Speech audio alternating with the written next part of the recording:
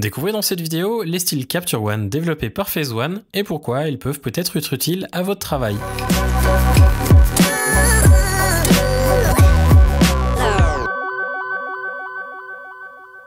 Salut, je m'appelle Quentin Descaillets, vous pouvez retrouver mon travail sur quentindescaillets.com ou sur les réseaux sociaux à l'aide des liens qui se trouvent juste en dessous dans la description. Aujourd'hui, nous allons parler des styles Capture One qui ont été développés par Phase One. Si je vous en parle que aujourd'hui, c'est parce qu'ils viennent d'être mis à jour pour Capture One 11. On va regarder ensemble à quoi ils servent et puis finalement peut-être lesquels pourraient vous être utiles. Les styles, on les retrouve dans le petit panneau ici qui correspond style et pré-réglage et ils sont sous style utilisateur. Ceux qui sont de Phase One, c'est tous ceux qui se terminent par V11 et donc s'ils finissent par V11, c'est parce qu'ils viennent d'être mis à jour pour Capture One en version 11.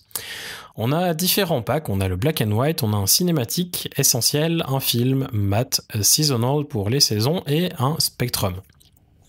Chacun de ces packs a une utilité un petit peu différente et qui lui est propre. Le premier, comme son nom l'indique, c'est pour faire du noir et blanc. Par exemple, si je prends les deux dernières images qui à mes yeux ressortiraient bien en noir et blanc, je peux développer la liste et on voit qu'on en a une quinzaine. Et en passant simplement le curseur dessus, je peux simplement découvrir le traitement qui me plairait le plus, ou du moins la base qui me plairait le plus. C'est pas parce qu'on applique un style qu'on ne peut pas le remodifier par la suite. Admettons ici que je prenne le 0,6 que j'aime bien, mais du coup je pense que la courbe doit être remontée un petit peu sur la partie noire parce qu'on voit que on a cet effet un petit peu mat. Si je viens ici sur l'expo, je vais pouvoir aller sur ma courbe et on voit qu'effectivement elle est remontée, ce qui ne m'empêche pas de la remettre à 0 pour conserver un point noir un petit peu plus marqué. Une chose par contre qu'il ne modifie pas, c'est ce qui se trouve dans Exposition et dans Balance des blancs. On voit ici qu'on a une expo qui a 0.3, mais c'est parce que avant d'avoir fait d'appliquer le style, j'avais déjà fait un petit ajustement de l'exposition en 0.3. Donc si vous avez déjà ajusté la balance des blancs ou des curseurs dans Exposition et que vous appliquez un style développé par Phase One, ça ne changera pas ces réglages-là. Ça d'ailleurs, c'est un conseil que je peux vous donner quand vous créez vos styles. Pensez à décocher tout ce qui se trouve dans Balance des blancs et aussi dans Exposition, sauf peut-être le contraste ou la saturation. Mais c'est vrai que la luminosité et l'exposition peuvent passablement varier d'une image à l'autre. Et c'est des fois un petit peu embêtant si vous avez fait des ajustements et qu'ensuite vous appliquez un style qui vient rechanger tout ce que vous avez déjà fait. Donc ça c'est pour le noir et blanc. Ensuite on a cinématique qui est censé ajouter un style un petit peu plus cinématique et pour la peine je vais prendre les deux images suivantes qui ont un traitement de couleur qui correspondrait bien et on va aller les appliquer mais de manière différente. On peut les appliquer par calque comme je vous en ai parlé dans la toute dernière vidéo sur Capture One 11. On va faire nouveau calque rempli. On va appeler ça style en essayant de taper juste, hop, clic droit dessus et ensuite on peut appliquer réglage à partir de style utilisateur, cinématique.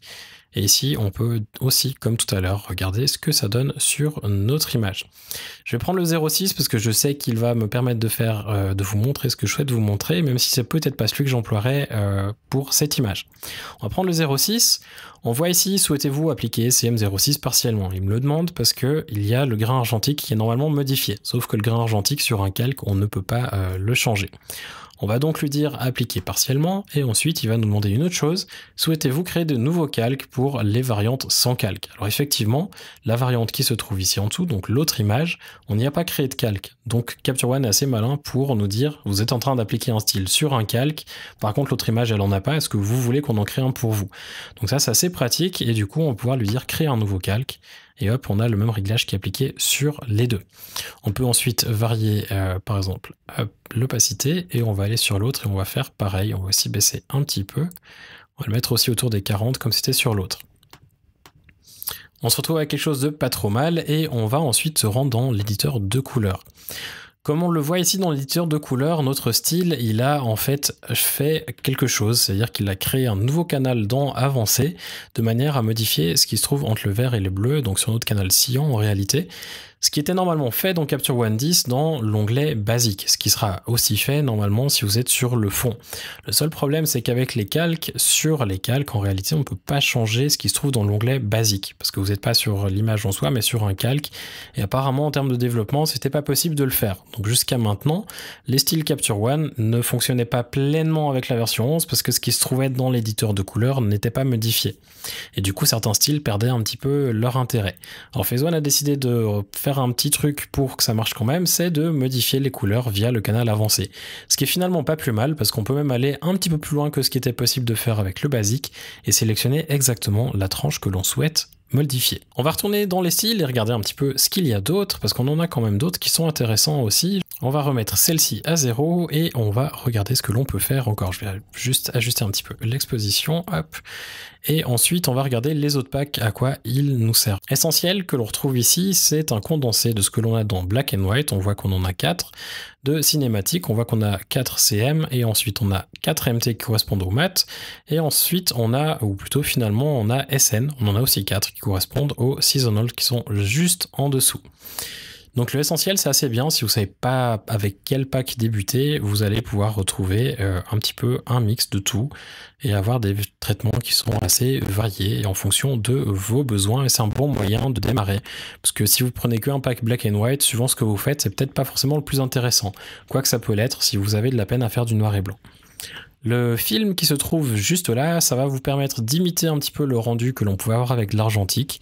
C'est assez bien pour les gens qui viennent du monde de Lightroom et qui avaient l'habitude de VSCO ou VSCO selon comment vous voulez l'appeler, parce que on peut imiter ces rendus, sauf que ici on a quelque chose de différent, c'est qu'on n'a pas des noms qui correspondent à des supports ou à des pellicules précises. On a simplement des noms qui ont été donnés par Phase One et correspondent à un numéro dans une liste. Il y a des styles qui sont assez chouettes ici, par contre la plupart vont ajuster le grain et donc quand vous les appliquez par calque, ça risque de vous afficher un petit message joyeux qui vous dit qu'il ne peut que l'appliquer partiellement. Le mat en dessous, alors je ne saurais pas trop vous dire ce que l'on a dedans, parce que c'est pas du tout une catégorie de style que j'utilise. La seule chose que je sais, et c'est pour ça que je ne l'emploie pas, c'est qu'elle va rehausser le point noir de votre image, et que du coup vous n'avez pas vraiment de vrai point noir, enfin d'un noir pur et profond. C'est quelque chose que j'aime pas forcément avoir, ou ne pas avoir plutôt sur mes images. Donc du coup, ce pack, je ne l'emploie pas beaucoup, mais si c'est un style que vous aimez bien, je sais qu'il y a beaucoup de monde dans le mariage qui aime bien ce genre de style, c'est certainement le pack qu'il vous faut. En dessous, on a Seasonal ou saisonnier qui va nous permettre d'appliquer des styles en fonction de la saison. Donc on a quelque chose pour le printemps, plus on descend, plus on va arriver vers l'été avec des trucs plus chauds et ensuite on va arriver vers quelque chose de plus doré pour l'automne avant d'arriver vers du froid pour l'hiver. C'est quelque chose d'assez pratique si vous shootez beaucoup en extérieur et que vous voulez faire correspondre les tons de votre image aux tons que vous avez dans l'environnement autour de vous. Enfin, on a le Spectrum. Alors Spectrum, c'est un de mes préférés parce qu'il va modifier que ce qui se trouve dans la gestion de couleurs. Et la plupart de ces styles d'ailleurs ne modifient que la balance des couleurs de manière à donner simplement une base avec laquelle travailler. C'est assez chouette si vous n'avez pas trop de direction créative vers laquelle aller.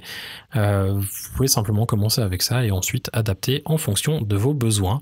Et comme ça, vous restez entièrement maître de votre luminosité. Par exemple, le SP07 ici, je le trouve assez chouette. Par contre, ça manque cruellement de contraste, donc je pourrais simplement venir par la suite dans ma courbe, soit en RVB, soit en Luma, selon ce que l'on veut. Si on a peut-être trop de saturation là, on pourrait simplement partir sur du Luma. Puis ensuite, le pousser encore un petit peu plus avec l'autre et rehausser vers le haut. Et on a quelque chose qui pourrait plus ou moins passer. Il y aura quelques ajustements encore à faire à cause du vignettage, mais autrement en termes de couleurs j'aime assez et en quelques secondes j'ai un rendu déjà qui me plaît, que j'aurais simplement à peaufiner, qui me prendrait beaucoup moins de temps que si je vais le faire depuis zéro. Si ces styles vous intéressent ou que vous voulez simplement les essayer pour vous, vous pouvez vous rendre sur le site de Phase One sous produits, ensuite sous logiciel et enfin sur Capture One Styles et vous allez retrouver toutes les informations nécessaires avec notamment des échantillons que vous pouvez télécharger. Donc si vous n'avez pas forcément envie de débourser 69 € pour un pack de styles, vous pouvez d'abord essayer les échantillons et si vous vous rendez compte que vraiment ils vous plaisent, vous pouvez ensuite acheter le pack qui correspond à ce que vous avez le plus besoin. Dès que vous aurez eu l'occasion de tester ces différents styles ou même juste les échantillons, n'hésitez pas à laisser un petit commentaire juste en dessous parce que j'aimerais vraiment beaucoup savoir ce que vous en pensez. Moi, elles m'ont permis de gagner beaucoup de temps quand je faisais du mariage cet été.